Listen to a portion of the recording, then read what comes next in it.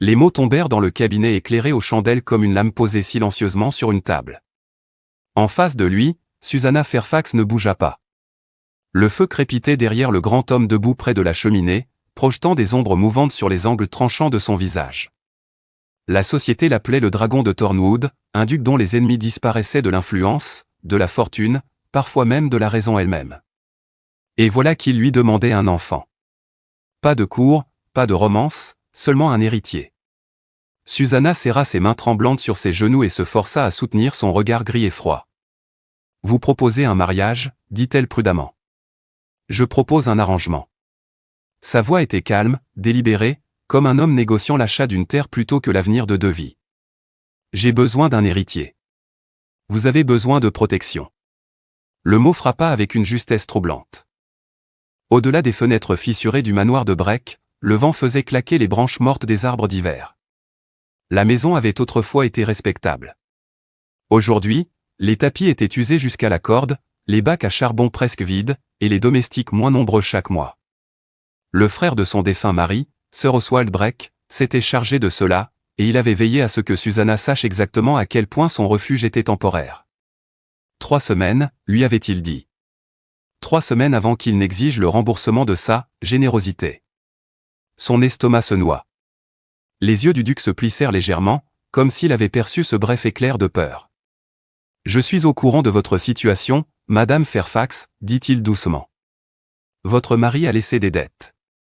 Votre beau-frère est impatient. Vous semblez remarquablement bien informé, votre grâce. Je fais en sorte de l'être. » Il se déplaça lentement dans la pièce, ses bottes murmurant sur le parquet. Même immobile, il irradiait le pouvoir. Grand, large d'épaules, vêtu de noir sévère qui le faisait paraître sculpté dans l'ombre. Quelques fils d'argent parsemaient ses cheveux sombres aux tempes. 33 ans, si la rumeur disait vrai. Trop jeune pour être déjà craint dans toute l'Angleterre. « Et vous m'avez choisi » murmura Susanna. « Oui. » « Pourquoi ?» Le duc s'arrêta de faire les 100 pas. Pendant un instant, il se contenta de l'observer. « Vous êtes intelligente, dit-il enfin. Vous êtes résiliente. Vous avez survécu 4 ans de mariage avec Harold Fairfax sans perdre votre dignité. » La gorge de Susanna se serra. Peu de gens parlaient de Harold Fairfax avec bienveillance. « Vous ne recherchez pas l'approbation de la société, poursuivit le duc. Vous n'avez pas de famille envahissante, et vous possédez un talent pour survivre aux circonstances désagréables. » Son regard se fit plus perçant. « Toutes les qualités que j'exige d'une duchesse. » Une duchesse ? Le mot semblait irréel. Susanna jeta un coup d'œil à ses gants fins, reprisés 2 fois aux coutures. « Vous souhaitez que je vous donne un enfant ? » Oui. « Et lorsque ce sera fait, vous serez libre. » La réponse du duc tomba instantanément. « Vous recevrez une rente de 5000 livres par an, continua-t-il. Vous conserverez votre titre.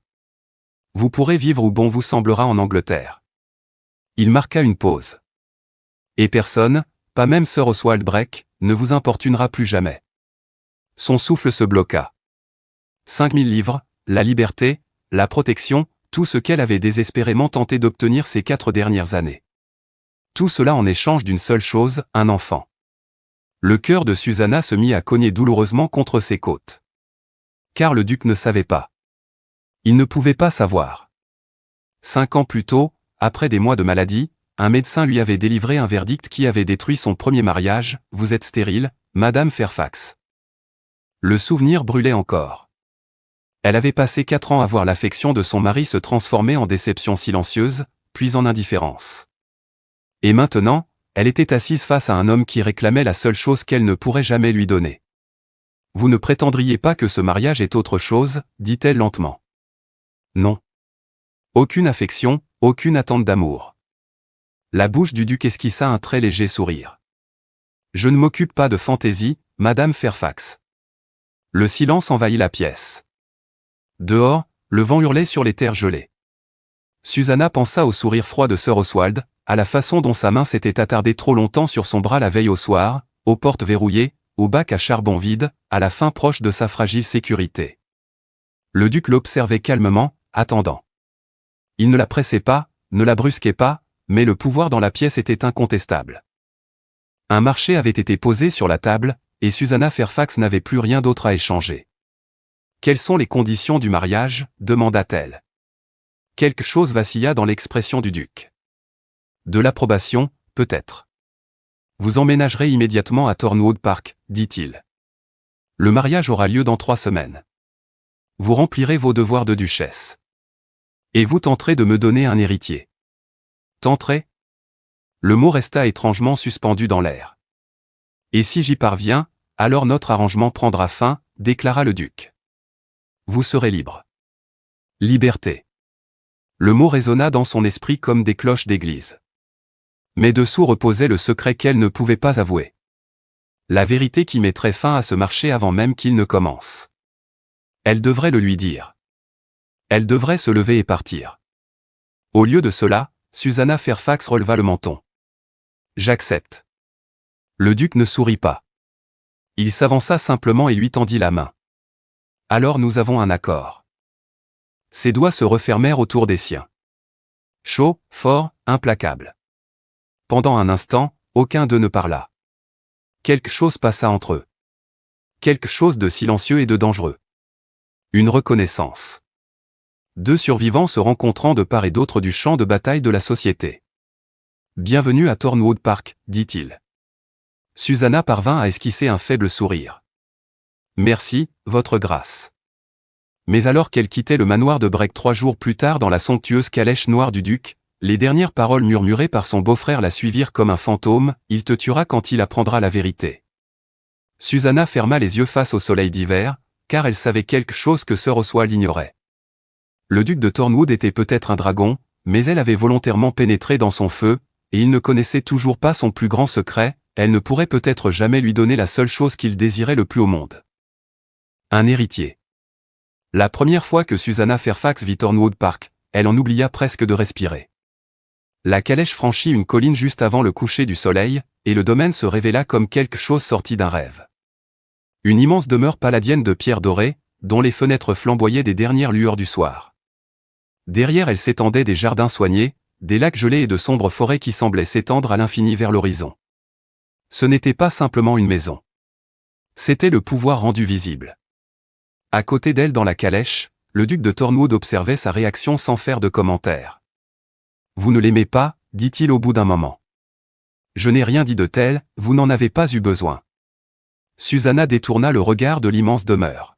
« Je n'ai simplement jamais rien vu d'aussi grand. » Un coin de la bouche du duc tressaillit légèrement. « C'est une réaction courante. » La calèche franchit une arche où des domestiques attendaient déjà. Une douzaine d'entre eux. Des valets en livrée impeccable.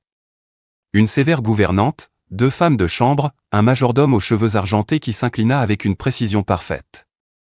Chacun d'eux l'observait, l'évaluait, la jugeait, la femme qui deviendrait bientôt leur duchesse. La portière s'ouvrit. Le duc descendit le premier et se tourna pour lui offrir sa main. Son contact était ferme.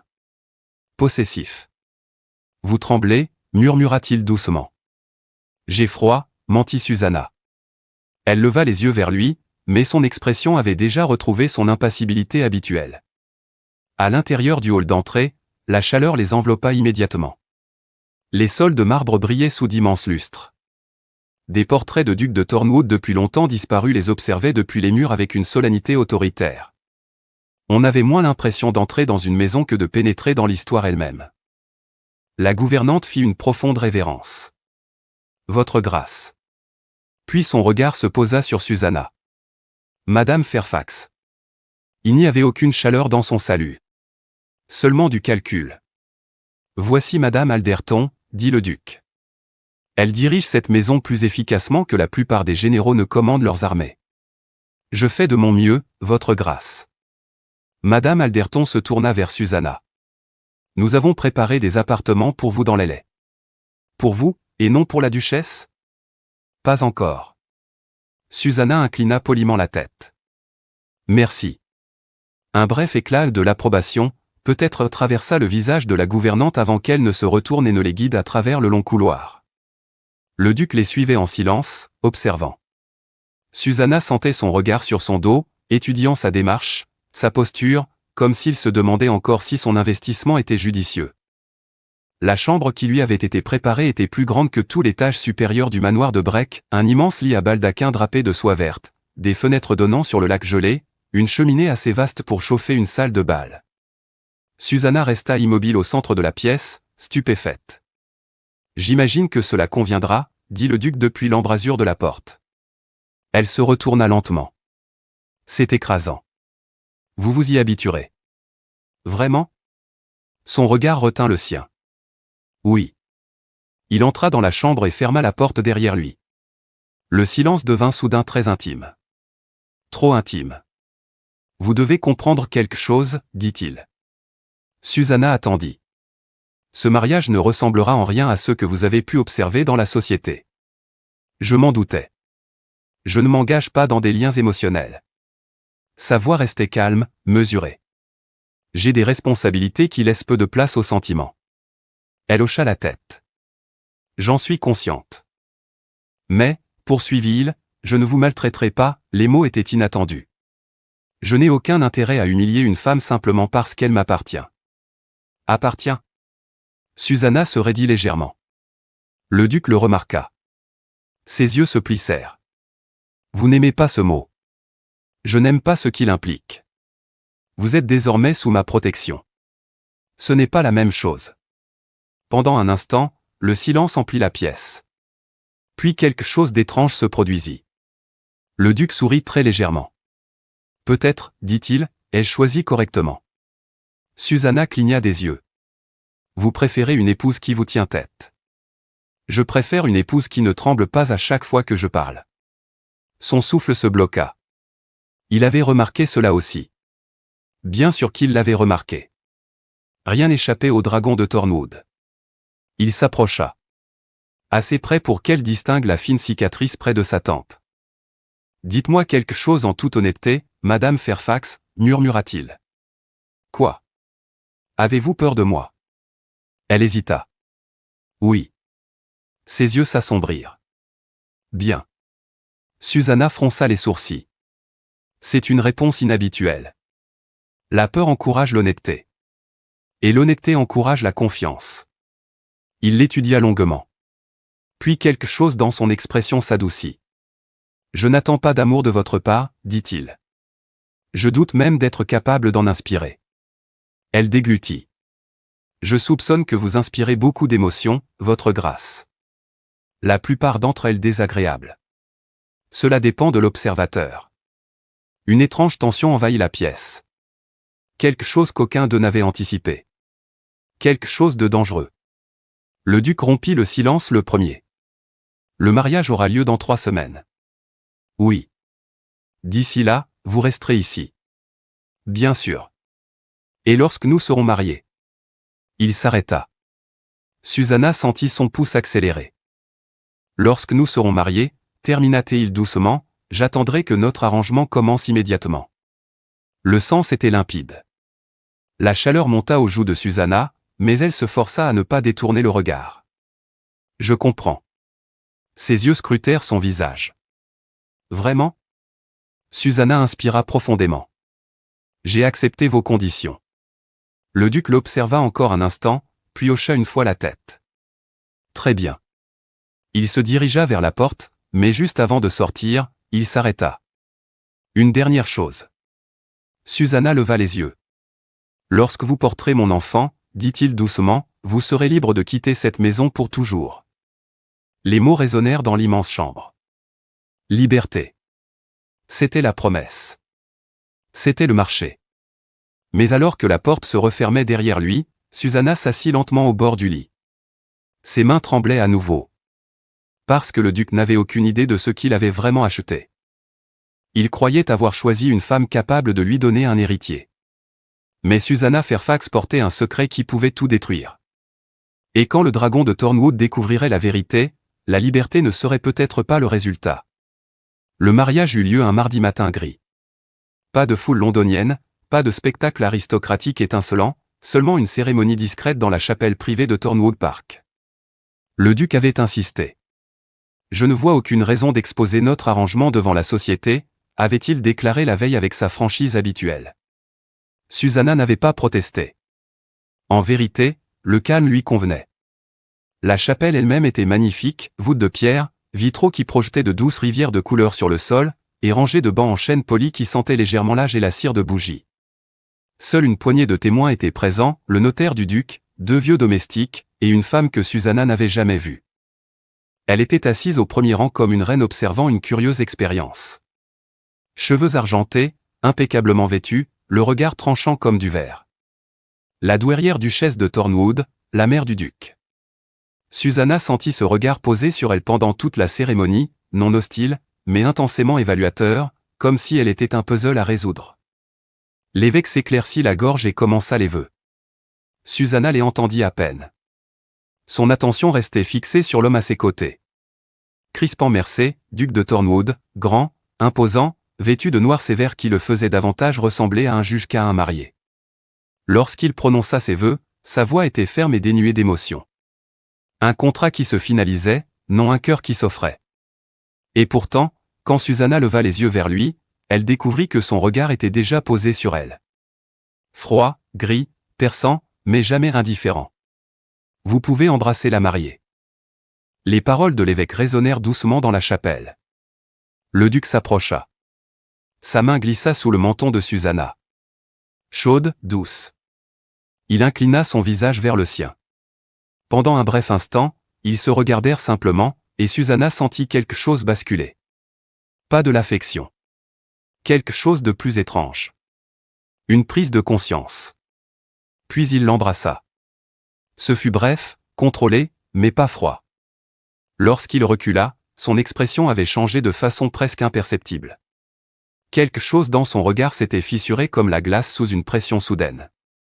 Puis le masque revint. « Venez, dit-il doucement. Nous avons des invités. » Le petit déjeuner de mariage fut une affaire tenue, une longue table dans la salle à manger, l'argenterie brillant à la lumière des chandelles. Une conversation polie qui ressemblait davantage à une négociation qu'à une célébration. Susanna était assise à côté de son nouvel époux en bout de table. En face d'eux, la douairière duchesse observait tout. Chaque regard, chaque mouvement. Enfin, après la fin du repas, la vieille dame prit la parole, « Vous n'êtes pas ce à quoi je m'attendais. » Susanna croisa calmement les mains. « À quoi vous attendiez-vous, votre grâce ?» ?»« À une jeune fille sotte éblouie par la fortune de mon fils. » Le regard de la douairière se fit plus acéré. Au lieu de cela, il a épousé une femme qui le regarde comme si elle le jaugeait. Susanna cligna des yeux. Cela serait peut-être imprudent. La vieille femme se cala légèrement en arrière. « Dites-moi, savez-vous pourquoi on appelle mon fils le dragon ? Parce qu'il détruit ses ennemis. C'est une partie de la raison. » Le sourire de la douairière était mince. Mais la vérité est plus simple. Elle baissa la voix. « Mon fils déteste les hommes qui font du mal aux femmes. » Susanna se figea. Quand Crispin entend parler de telles choses, poursuivit calmement la douairière, il supprime le problème. Il le fait de manière systématique. Elle se pencha légèrement. Voyez-vous, Susanna, mon fils a été témoin de certaines choses lorsqu'il était enfant. Des choses qui l'ont rendu très particulier sur la cruauté. Ses yeux scintillèrent. Votre beau-frère, par exemple. Le pouls de Susanna s'emballa. Sir Oswald Breck figure sur la liste de mon fils depuis 2 ans. Les mots frappèrent comme le tonnerre. Crispin vous a épousé en partie parce que c'était le moyen le plus efficace de vous éloigner de lui. La pièce sembla soudain très petite. Il savait pour Sir Oswald, bien sûr. La douairière l'étudia attentivement. Mon fils enquête sur tout ce qui l'intéresse. Un frisson parcourut Susanna. Parce que si le duc avait tout enquêté, alors sûrement. Il ne vous aime pas, ajouta calmement la douairière. Les mots tombèrent comme une lame. Mais il a choisi de vous protéger. Son regard s'adoucit légèrement. Pour Crispin Mercey, c'est la chose la plus proche de l'amour qu'il ait jamais connu. Susanna ne répondit pas. Elle ne pouvait pas, car une terrible prise de conscience commençait à se former dans son esprit. Si le duc l'avait choisie en partie pour la protéger, alors sa tromperie était pire qu'elle ne l'avait craint. Elle n'avait pas simplement piégé un homme dans un mariage. Elle avait menti à l'unique homme qui avait jamais essayé de la sauver. Et quand le dragon de Tornwood découvrirait la vérité que sa duchesse soigneusement choisie ne pourrait jamais lui donner l'héritier dont il avait besoin, la protection ne serait peut-être pas le résultat. Leur nuit de noces arriva avec une tranquille inévitable que Susanna redoutait depuis l'instant où elle avait accepté la proposition du duc. Les domestiques avaient préparé la chambre de la duchesse avec un soin cérémonial. Des chandelles brillaient sur le manteau de marbre. Du linge frais parfumé à la lavande recouvrait l'immense lit à baldaquin. L'air était chaud, presque étouffant. Susanna se tenait près de la fenêtre dans sa chemise de nuit blanche, contemplant les jardins de Thornwood Park baignés par le clair de lune. Ses mains ne cessaient de trembler. Bientôt le duc viendrait. Bientôt le marché commencerait vraiment, et elle s'enfoncerait plus profondément dans un mensonge qu'elle ne pouvait défaire. La porte s'ouvrit doucement derrière elle. Votre femme de chambre a été congédiée. Sa voix était basse, maîtrisée.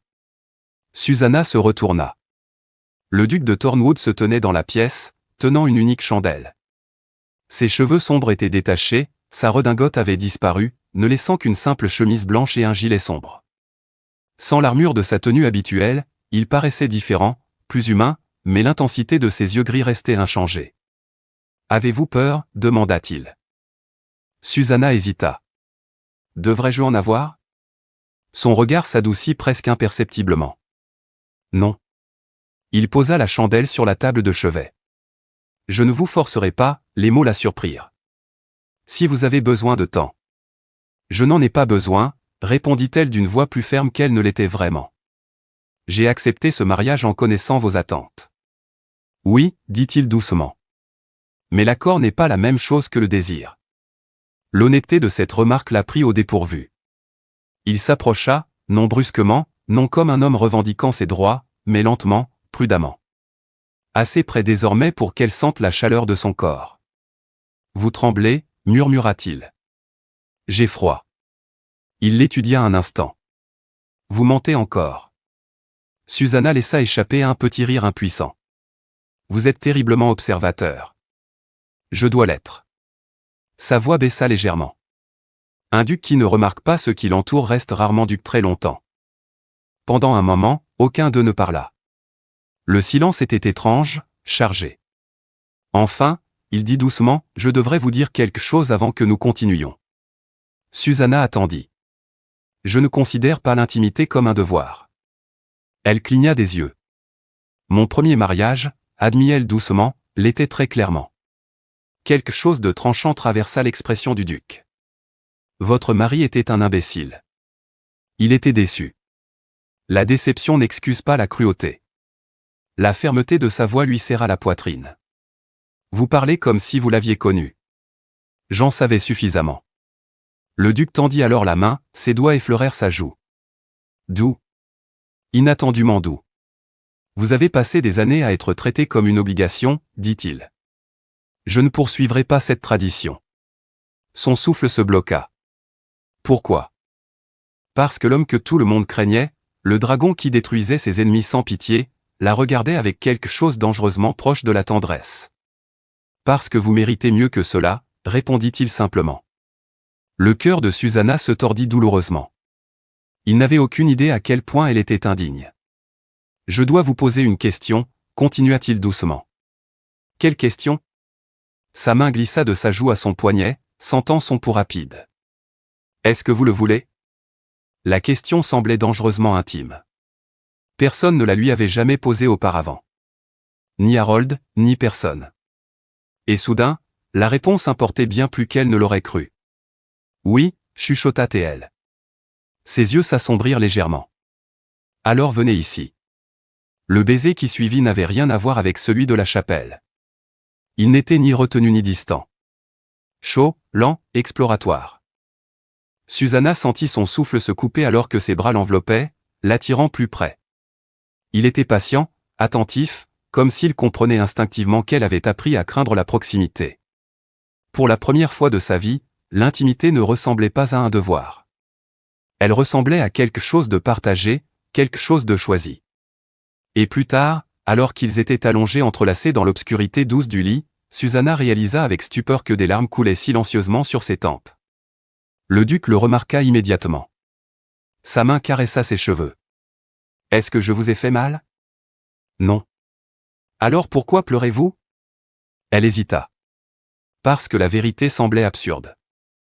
Parce que personne ne s'est jamais soucié de savoir si j'y prenais du plaisir auparavant. Quelque chose de farouche traversa ses yeux. Alors ils étaient indignes de vous. Il l'attira plus près contre sa poitrine. Vous ne serez plus jamais traité ainsi. Sa voix portait une promesse silencieuse, et Susanna sentit la culpabilité monter dans sa gorge comme un poison, car cet homme, ce duc redouté et impitoyable, lui témoignait de la gentillesse. Pendant qu'elle continuait à cacher la seule vérité qui briserait ce fragile bonheur. Dehors, le vent murmurait doucement dans les jardins. À l'intérieur de la grande demeure de Thornwood Park, le dragon dormait avec sa nouvelle épouse dans ses bras, ignorant que l'héritier qu'il attendait de ce mariage pourrait bien ne jamais exister. Le printemps arriva lentement à Thornwood Park. La neige fondit en ruisseaux argentés qui couraient à travers les jardins, et le vaste domaine commença à s'éveiller de l'hiver. Avec le changement de saison vint une étrange transformation à l'intérieur même de la maison. Car le duc de Thornwood commença à changer. Pas de manière spectaculaire, pas de façon que la société remarquerait, mais Susanna le voyait. Au début, ce furent de petites choses. Il se mit à la chercher pendant la journée, parfois dans les jardins, parfois dans la bibliothèque, une fois même dans les cuisines, où il la trouva en train de discuter gentiment avec Madame Alderton des comptes de la maison. « Vous avez encore réduit la commande de vin », se plaignit la gouvernante. La commande précédente était excessive. Sa grâce reçoit fréquemment. Il ne le fait pas, les deux femmes se retournèrent lorsque la voix du duc retentit dans la pièce. Madame Alderton se raidit. « Votre grâce. » Crispin regarda tour à tour les deux femmes avec calme. « Mon épouse a raison. » La gouvernante cligna des yeux. « Vous êtes d'accord avec elle ? » Je l'ai épousée pour son intelligence. Il se tourna vers Susanna. Il serait stupide de ne pas l'utiliser. Et ainsi, la discussion s'acheva. Mais des moments comme celui-ci se produisaient de plus en plus souvent. Il lui demandait son avis sur les affaires du domaine, sur des livres qu'il lisait. Le dragon de Thornwood, que l'on disait ne faire confiance à personne, avait commencé à lui faire confiance. L'intimité entre eux s'approfondit également. Leur nuit n'était plus des négociations maladroites. Elles devinrent autre chose. Des rires parfois, des conversations, des baisers lents qui n'avaient plus rien à voir avec le marché qu'ils avaient conclu. Pourtant, chaque mois, la même sourde angoisse revenait. Susanna attendait, et chaque mois ses règles arrivaient. La première fois, elle ressentit du soulagement. La seconde, de la culpabilité. Au troisième mois, la culpabilité devint insupportable. Elle s'enferma dans sa chambre et pleura. Non parce qu'elle désirait un enfant, mais parce que l'échec inévitable se rapprochait. Le duc n'avait rien dit. Pas une seule fois. Mais elle savait qu'il devait compter. Le dragon ne manquait rien. Un soir du début mai, elle le trouva dans la bibliothèque. Un livre ouvert reposait sur ses genoux. « Vous lisez de la poésie » demanda-t-elle doucement. Il leva les yeux. « Vous semblez surprise. »« Je le suis. » Il leva le livre. « Keats. Mon préféré. » Quelque chose s'adoucit dans l'expression de Susanna. « Le mien aussi. » Elle s'assit en face de lui. Pendant un moment, ils lurent simplement ensemble dans un silence confortable.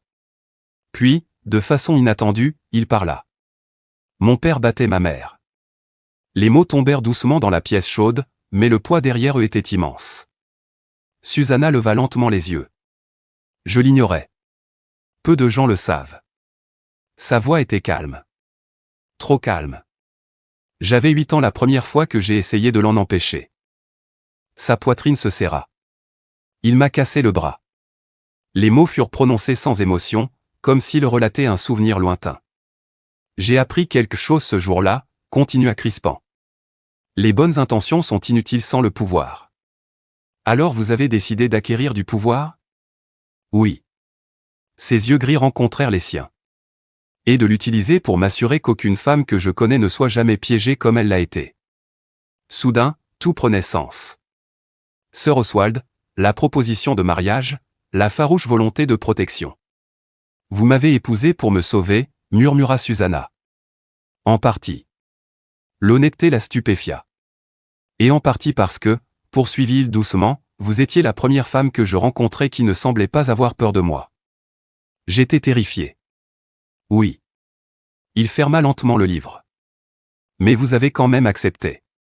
Son regard s'attarda sur elle. J'ai admiré cela. L'air entre eux se chargea dangereusement. Vous méritez l'honnêteté, dit soudain Susanna. Les mots lui échappèrent avant qu'elle ne puisse les retenir. Son front se plissa légèrement. Que voulez-vous dire? Son cœur se mit à cogner. C'était le moment. Elle pouvait tout lui dire. Elle devrait tout lui dire. Mais la peur lui serra la gorge. La peur qu'une fois la vérité prononcée, tout s'achève. Je veux dire, répondit-elle prudemment, que vous méritez une épouse qui vous donne tout ce que vous espériez. Son expression s'adoucit d'une manière qui lui tordit l'estomac. Susanna. Il posa le livre et traversa la pièce. Lorsqu'il arriva près de son fauteuil, il s'agenouilla. Le duc de Tornwood, l'un des hommes les plus puissants d'Angleterre, s'agenouillant devant elle comme si elle était quelque chose de précieux. J'ai passé 3 ans à chercher quelqu'un, dit-il doucement. Quelqu'un capable de se tenir à mes côtés. Sa main se referma doucement autour de la sienne. Je crois l'avoir trouvé. L'émotion monta douloureusement dans sa poitrine, car elle savait quelque chose qu'il ignorait. La femme qu'il croyait avoir choisie était peut-être déjà en train de le décevoir. Et si la vérité éclatait un jour, le dragon de Tornwood pourrait ne pas pardonner à la femme qui l'avait trompé. La vérité faillit se révéler par un soir de pluie à la fin du mois de mai. Le tonnerre roulait sur les collines entourant Tornwood Park, et la grande demeure semblait inhabituellement silencieuse. Susanna lisait dans le petit salon attenant au bureau du duc lorsqu'elle entendit la porte s'ouvrir derrière elle. Vous vous cachez. Elle se retourna. Crispin Mercier se tenait dans l'embrasure, encore vêtu de sa redingote de cheval, la pluie accrochée à ses cheveux sombres et à ses épaules. Je lis. Vous m'évitez. Son ton était calme, mais la pointe dans ses yeux fit accélérer son pouls. Je ne pense pas que rester assise dans sa propre maison puisse être qualifié d'évitement. Il s'approcha. L'odeur de pluie et de cuir l'accompagna. Vous êtes agité depuis plusieurs jours, dit-il. Vous me regardez comme si vous attendiez quelque chose. Sa gorge se serra. Et que croyez-vous que j'attende exactement? Le moment où vous me direz enfin la vérité. Le mot frappa comme la foudre. Pendant une seconde, Susanna ne put respirer. La vérité sur quoi? Son regard ne vacilla pas, vous n'êtes pas aussi calme que vous le prétendez. Je n'ai jamais prétendu être calme. Vous avez peur. Sa voix se durcit. Et quelle raison aurais-je de craindre mon propre mari? Crispin étudia attentivement son visage. Comme je vous l'ai déjà dit, je remarque les choses. Il s'approcha jusqu'à ce qu'une simple table les sépare. Vous tressaillez quand le sujet des enfants est abordé. Ses doigts se crispèrent sur le livre posé sur ses genoux. Vous semblez soulagé chaque mois lorsque vos règles arrivent. Son estomac se noua. Et ce soir, continua-t-il doucement, vous avez l'air de quelqu'un qui se prépare à faire ses adieux. L'exactitude de ses observations la fit tourner la tête. Il voyait vraiment tout. Crispin, vous me cachez quelque chose. L'accusation n'était pas dure. Si elle l'était, elle semblait plutôt triste. Je ne. Susanna. Son prénom résonna dans la pièce avec une calme autorité. Regardez-moi. Elle se força à croiser son regard. Ses yeux gris froids qui avaient terrifié la moitié de l'Angleterre. Et pourtant, à cet instant, il contenait quelque chose de bien plus troublant, de l'inquiétude. Je vous ai donné ma parole, dit-il doucement. Je ne vous ferai pas de mal. Vous ne m'en avez pas fait. Alors pourquoi vous comportez-vous comme si j'allais le faire? Sa voix trembla malgré elle. Parce que les gens changent toujours quand ils découvrent une déception. Son expression se modifia légèrement. Une déception. Oui. Elle se leva brusquement de son fauteuil. Vous voulez un héritier? Oui. Et si vous ne m'en donnez pas? Il l'observa attentivement. Cette possibilité existe dans tous les mariages. Vous dites cela maintenant. Je le dirai plus tard. Son souffle tremblait. Vous ne pouvez pas le promettre. Pourquoi pas? Parce que les hommes croient toujours pouvoir accepter l'échec jusqu'à ce qu'il devienne réel. La pièce tomba dans le silence. La pluie battait contre les hautes fenêtres. Enfin, Crispin parla, qui vous a convaincu de cela? Elle rit amèrement. Tout mon premier mariage. Quelque chose de sombre traversa son expression. Harold Fairfax était un lâche. C'était un homme qui voulait des enfants et qui vous a blâmé quand ils ne sont pas venus. Ses yeux s'agrandirent légèrement. Comment avez-vous? Je l'ai fait enquêter. Bien sûr qu'il l'avait fait. Le dragon de Thornwood ne laissait rien inexploré. Vous méritez mieux que la vie qu'il vous a donnée, dit Crispin doucement. Mieux que la déception. Sa poitrine se serra douloureusement. Vous dites cela maintenant. Je le dis parce que c'est vrai. Il s'approcha encore. Cette fois assez près pour la toucher. Susanna. Sa voix s'adoucit. S'il y a quelque chose que vous souhaitez me dire, dites-le moi. L'invitation resta suspendue entre eux. C'était le moment. Le dernier moment sûr. Elle pouvait tout lui avouer, le médecin, le diagnostic, la certitude qu'elle portait depuis des années qu'elle ne pourrait jamais lui donner ce qu'il voulait. Mais la peur la paralysa, car si elle prononçait ces mots, elle risquait de perdre la seule personne qu'il avait jamais vraiment vue. Sa voix vacilla. J'ai seulement peur de vous décevoir. Crispin étudia son visage pendant un long moment. Puis quelque chose changea dans son expression. Pas de la suspicion. De la compréhension. Vous ne pouvez pas me décevoir, dit-il doucement. Vous m'avez déjà donné plus que ce que j'attendais de ce mariage. Et qu'est-ce donc? Sa main se leva lentement, écartant une mèche de cheveux de sa joue. La paix. Le mot la surprit. Cette maison ressemblait autrefois à une forteresse, continua-t-il. Froide, vide. Son pouce traça le contour de sa mâchoire. Maintenant, elle ressemble à un foyer. Ses yeux brûlèrent de larmes soudaines. Vous ne pouvez pas penser cela. Je le pense. Sa voix baissa encore. Et que nous ayons des enfants ou non. Il hésita, comme s'il choisissait soigneusement ses prochains mots. Vous n'êtes plus simplement ma duchesse, Susanna. Son cœur se mit à cogner. Alors que suis-je? Pendant un instant, il se contenta de la regarder, et quelque chose de dangereux scintilla dans ses yeux gris. Vous devenez la seule personne en ce monde que je ne peux pas me permettre de perdre. L'aveu resta suspendu dans l'air entre eux. Lourd. Inévitable. Et pour la première fois depuis le début de leur mariage, Susanna comprit quelque chose de terrifiant, le dragon de Thornwood ne s'était pas seulement marié avec elle. Il commençait à tomber amoureux d'elle. Et quand la vérité sur sa stérilité finirait par éclater, elle risquait de les détruire tous les deux. La vérité arriva 3 nuits plus tard. Non par une confession, mais par une découverte. Susanna s'était rendue dans le bureau du duc pour chercher un livre. Crispin était à Londres pour une session parlementaire, et la maison paraissait étrangement vide sans lui. La pluie tapotait doucement contre les hautes fenêtres tandis qu'elle entrait dans la pièce qu'il laissait rarement quiconque pénétrer. Des cartes couvraient les murs. Des documents tapissaient l'immense bureau. Des dossiers rangés avec une précision obsessionnelle. Susanna hésita. Elle devrait partir. Mais la curiosité, la même curiosité dangereuse qui l'avait autrefois poussée à accepter l'impossible marché d'un duc, l'attira plus près. Un dossier attira son attention, Sir Oswald Breck. Son souffle se bloqua. À l'intérieur se trouvaient des pages de notes méticuleuses. Chaque menace qu'Oswald avait proférée, chaque dette qu'il avait cachée, chaque cruauté qu'il lui avait infligée durant ces derniers mois au manoir de Breck. En bas de la page figurait une seule ligne écrite de la main précise du duc, résolution, mariage avec le sujet. Protection assurée. Les genoux de Susanna faiblirent. Il avait su. Il avait su exactement ce qu'Oswald avait l'intention de lui faire, et il l'avait épousée pour l'en empêcher. Des larmes brouillèrent sa vision. Elle avait cru que ce mariage n'était qu'une transaction, mais pour lui, il avait aussi été un sauvetage. Ses doigts tremblèrent lorsqu'elle referma le dossier, et c'est alors qu'elle vit un autre document, son nom clairement inscrit en haut, Susanna Fairfax. Son cœur tambourina tandis qu'elle l'ouvrait. À l'intérieur se trouvaient des lettres, des archives, des enquêtes, tout ce qu'il avait appris sur sa vie avant Thornwood Park. Mais un détail sauta immédiatement aux yeux, antécédents médicaux inconnus. Dossier détruit dans un incendie. Le souffle lui manqua. Il ne savait pas. Le diagnostic du médecin, sa soi-disant stérilité, rien de tout cela ne lui était parvenu.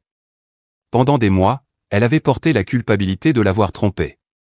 Pourtant, il n'avait jamais connu la vérité. Le soulagement et l'effroi se heurtèrent violemment dans sa poitrine. Elle pouvait tout lui dire maintenant. Elle pouvait enfin être honnête. La porte du bureau s'ouvrit. Je me doutais que vous finiriez par trouver cela. Susanna se retourna. Crispin Mercey se tenait dans l'embrasure, marqué par le voyage et silencieux. La pluie collait à son manteau. Ses yeux étaient indéchiffrables. Vous êtes rentré plus tôt. J'ai terminé mes affaires plus vite que prévu. Il entra. Son regard glissa brièvement sur les dossiers ouverts, puis revint sur elle. Vous avez des questions? Oui. Sa voix tremblait. Pourquoi m'avez-vous épousé? Sa réponse tomba immédiatement. Parce que vous aviez besoin de protection. Ce n'était pas la seule raison. Non. Il s'approcha lentement. J'admirais votre force. Et maintenant, la question tremblait entre eux. Ses yeux gris s'adoucirent. Et maintenant, je sais que j'ai pris la bonne décision. L'émotion surgit douloureusement dans sa poitrine. Il y a quelque chose que je dois vous dire.